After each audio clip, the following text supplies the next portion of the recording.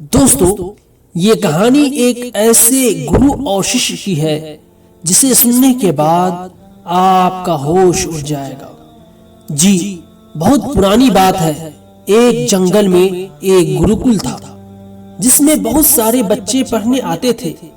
एक बार की बात है, गुरुजी सभी विद्यार्थियों को स्टूडेंट को पढ़ा रहे थे, मगर एक विद्यार्थी ऐसा था जिसे बार बार हजार बार समझाने पर भी समझ में नहीं आ रहा था। गुरुजी को बहुत तेज गुस्सा आ गया और उन्होंने उस विद्यार्थी से कहा, जरा अपनी हथेली तो दिखाओ बेटा। विद्यार्थी ने अपनी हथेली गुरुजी के सामने कर दिया। हथेली देखकर गुरुजी बोले, बेटा तुम घर चले जाओ। गुरुकुल में रहकर अपना समय व्यर्थ मत करो, बर्बाद मत करो। तुम्हारे भाग्य में एजुकेशन नहीं है। जी, गुरुजी ने कहा कि तुम्हारे भाग्य में एजुकेशन नहीं है। दोस्तों, कहानी को कंटिन्यू करते हैं। जब तक आप अपना प्यार मुझ पर बरसा दीजिए, लाइक एंड सब्सक्राइब कर दीजिए। Thank you. जब गुरुजी ने कहा तुम्हारे भाग्य में एजुकेशन नहीं है, तब स्टूडेंट ने पूछा, क्यों गुरुजी? तो गुरुजी ने कहा, तुम्हारे हाथ में विद्या की रेखा नहीं है। गुरुजी ने कहा कि तुम्हारे हाथ में विद्या की रेखा नहीं है।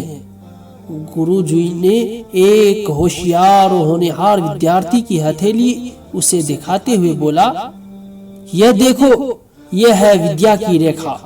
यह तुम्हारे हाथ में नहीं है, इसलिए तुम समय नष्ट ना करो और अपने घर चले जाओ और वहां अपना कोई और काम देखो।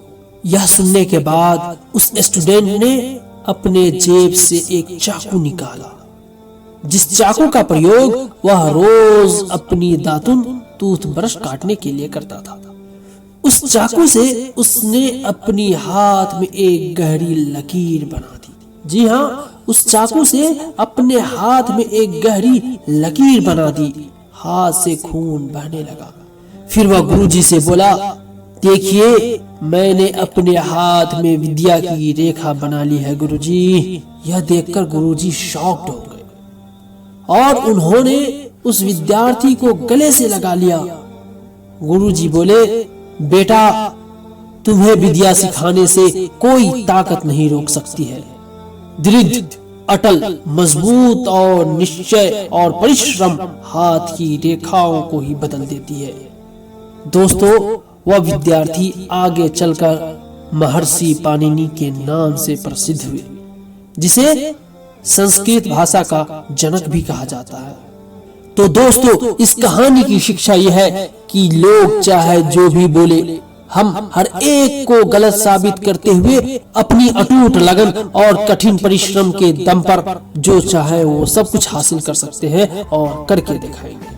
दोस्तों, जिगर वालों का डर से कोई वास्ता नहीं होता। जिगर वालों का डर से कोई वास्ता नहीं होता।